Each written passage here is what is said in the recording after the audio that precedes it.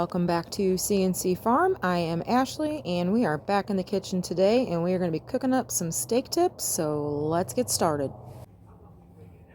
Now this recipe doesn't get any simpler. I make something similar that was kind of my own, oh that's no good, kind of my own creation, concoction, and it's really similar to this.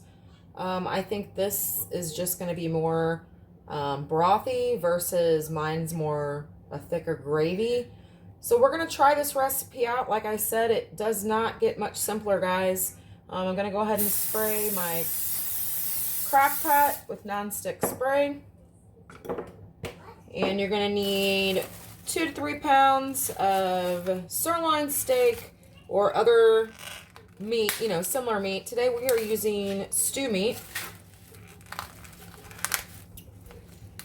And some recipes call for you to brown the meat prior to this because it'll sear in the flavor. This one does not, so I am going to follow the recipe as she has stated. Okay, so now you are just going to add the meat to your crock pot.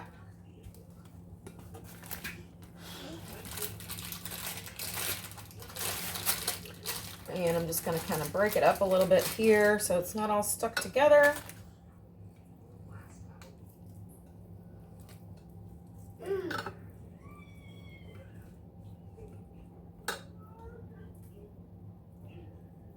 Yeah, they had this packed in there. All right, and some of these are really big pieces too. Oh well, we're just going to go with it today. How about that? All right, now you are just going to take a packet of au jus mix and sprinkle it over the top of the meat.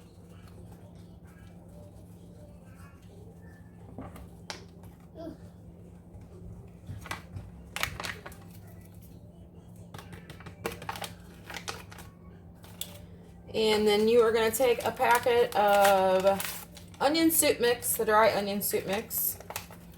And you're going to sprinkle that over the top as well.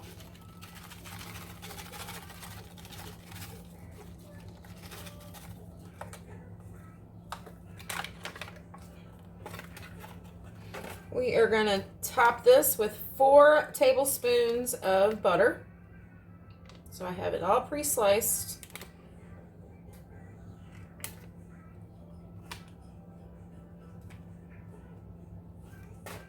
And now we are just going to pour 1 cup of beef broth over the top.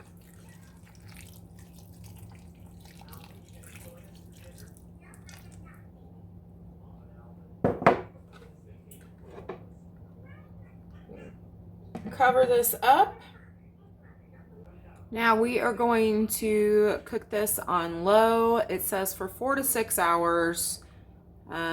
Typically, historically, it usually takes longer, so I'm guessing it's my crock pot. But we do like them super tender. So 4 to 6 hours on low. There are instructions on the recipe for high, of course. I just prefer to cook my meats on low in my slow cooker.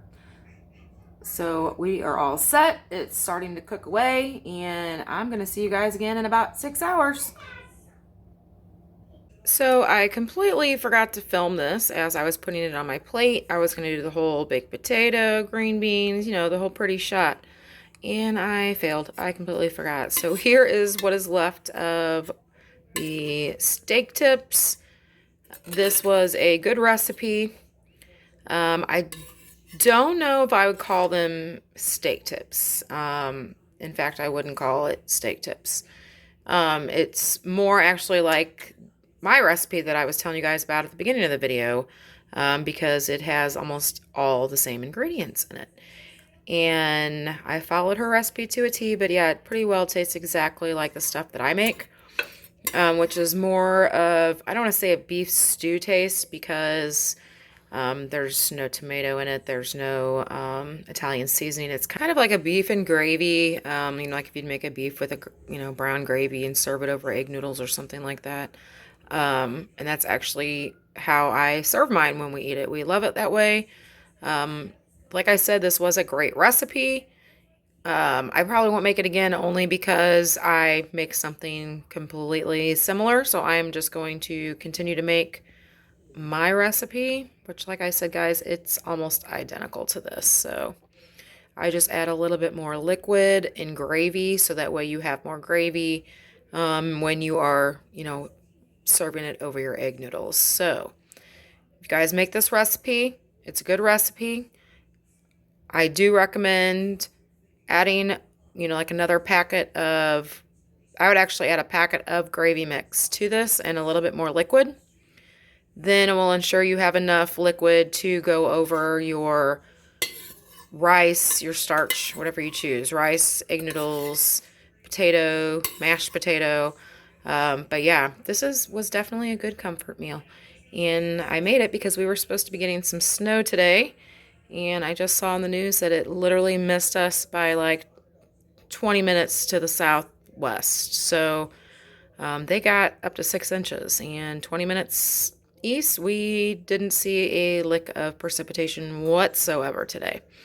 But anyway, thank you guys so much for watching, and stay tuned because I've got lots more cooking videos coming out here real soon.